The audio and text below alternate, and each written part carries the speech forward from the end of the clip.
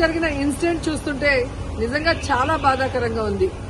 CM Chandrababu Naidu గారి సొంత నియోజకవర్గంలోనే ఇలా జరుగుతుందంటే రాష్ట్రంలో మహిళలకి ఏమాత్రం భద్రత కల్పిస్తున్నారో ఒకసారి రాష్ట్ర ప్రజలు ఆలోచించగలరు. ఎందుకంటే చంద్రబాబు నాయుడు గారు అధికారంలోకి వచ్చిన తర్వాత ఇది ప్రజాస్వామ్యమా, రెడ్ బుక్ రాజ్యాంగమా అనే అనుమానం కలిగే విధంగా ఈరోజు రాష్ట్రంలో ప్రతిరోజు కూడా మహిళల మీద, బాలికల మీద దాడులు చేయటం, అత్యాచారాలు చేయటం, హత్యలు చేయటం, చెట్టుకు కట్టేసి కొట్టడం, ఇవి ఏ రాష్ట్రంలో అయినా జరుగుతున్నాయా? ఒక్క ఆంధ్రప్రదేశ్ లోనే జరుగుతుంది అంటే ఇక్కడ చంద్రబాబు నాయుడు గారు గాని, పవన్ కళ్యాణ్ గారు కానివ్వండి, అలాగే హోంమంత్రి అనిత గారు గాని ఎలా నిర్లక్ష్యంగా వ్యవహరిస్తున్నారు, ఎలా మహిళల రక్షణని గాలికి వదిలేశారో అందరికీ అర్థమవుతుంది. మాటలు మాత్రం ఇంత చెప్తారు. అధికారంలోకి వచ్చేప్పుడు ఏం చెప్పారండి? చంద్రబాబు నాయుడు అంటారు, ఎవరైనా ఆడపిల్లల జోలికి వస్తే అదే వాళ్ళకి చివరి రోజు అవుతుంది అన్నారు. మరి మీ సొంత నియోజకవర్గంలో భర్త అప్పు చేశాడని భార్యని చెట్టు కట్టేసి కొడుతుంటే మరి మీరు ఏం చర్యలు చేపట్టారు? ఎక్కడి నుంచి వీళ్ళకి ధైర్యం వచ్చిందని నేను అడుగుతున్నాను. మీ పార్టీకి సంబంధించిన తెలుగుదేశం పార్టీ నాయకుడు ఒకడు ఈ అమ్మాయిని కట్టేసి కొట్టడం నిజం కాదా? మరి అతనికి ఎక్కడి నుంచి ధైర్యం వచ్చింది? కొడుకు ముందర, చిన్న బిడ్డ ముందర అమ్మని కట్టేసి కొట్టారు అంటే ఈరోజు పోలీసులు చూసినా భయం లేదు. అలాగే చంద్రబాబు నాయుడిని, హోంమంత్రిని చూసినా మీ పార్టీ వాళ్ళకి భయం లేకుండా పోయింది.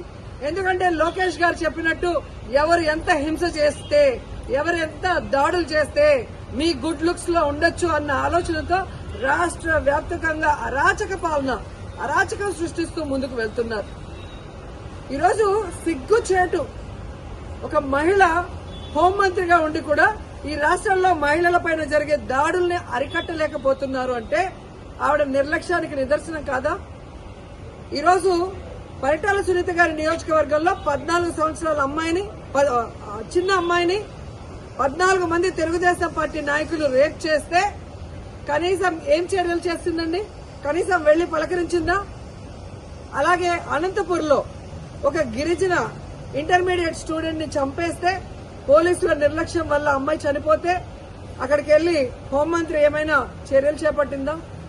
మళ్ళీ గొప్పగా ఎన్నికల తర్వాత చెప్తుంది చంద్రబాబు నాయుడు ముఖ్యమంత్రి అయ్యాడు కాబట్టి ఇక ఆంధ్రప్రదేశ్ లో మహిళలంతా గుండెల మీద చేతులేసుకుని ప్రశాంతంగా నిద్రపోవచ్చని భారీ డైలాగ్ కొట్టింది. కనీసం కుప్పంలో కూడా మహిళలు ప్రశాంతంగా పడుకునే పరిస్థితి లేకుండా పోయింది. ఈరోజు ఆవిడ సెల్ ఫోన్ లో ఏ విధంగా వీడియో కాల్ చేసి పరామర్శిస్తోందంటే ఈవిడ అహంకారానికి నిదర్శనం కాదని నేను అడుగుతున్నా. హోంమంత్రి అంటే రాష్ట్రంలో మహిళలకి, ప్రజలకి రక్షణ కల్పించాల్సిన బాధ్యత ఉంది. అంతకన్నా ఏమో పని ఉన్నట్టు బిజీ అంటూ ఇంతవరకు ఒక ఇన్సిడెంట్ జరిగితే కూడా పోయి పరామర్శించదు. తప్పు చేసిన వాళ్ళని అరెస్ట్ చేయించాలన్న చిత్తశుద్ధి ఉండదు. సాక్షి ఈ విషయాన్ని వెలుగులో తెచ్చేంత వరకు ఇటు చంద్రబాబు నాయుడు గారికి గాని, అటు హోంమంత్రికి గాని విషయం తెలియలేదు, చర్యలు చేపట్టలేదంటే అంతకన్నా సిగ్గుచేటు ఏదైనా ఉందా? సీఎం గాని, డిప్యూటీ సీఎం, హోంమంత్రి టోటల్ ఫెయిల్యూర్ కాదా నేను అడుగుతున్నా. ఇంతవరకు సంవత్సరం అవుతుంది.